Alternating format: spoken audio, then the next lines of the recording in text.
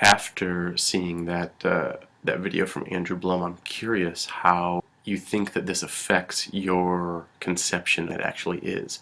The ideas of it being sort of an ephemeral thing that affects us in so many different ways, or that it is accessible to us in so many different ways, definitely has changed once we think about the real tangible network that exists. And I think that is an important place to begin. We want to talk about the difference between the internet and the World Wide Web, and so we should start there.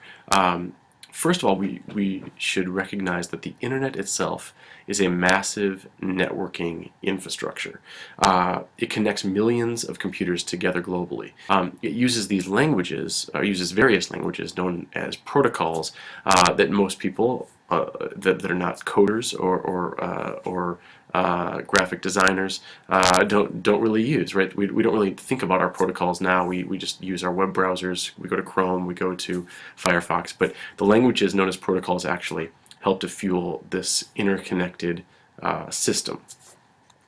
The web, on the other hand, the World Wide Web, WWW in that sort of old school term, is a way of accessing information over this network, over the internet.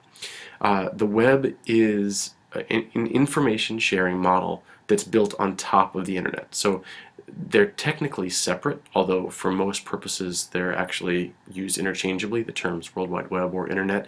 In our class, full disclosure, we're probably going to be using these terms interchangeably for the most part, but technically the web is something that's layered on top of the structure, the infrastructure that is the internet.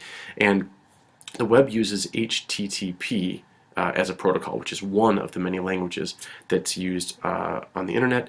And it ultimately is what we use when we type in http www whatever it is. That's the protocol that allows one computer to access information using the internet. And ultimately, these terms are important to understand as we move forward.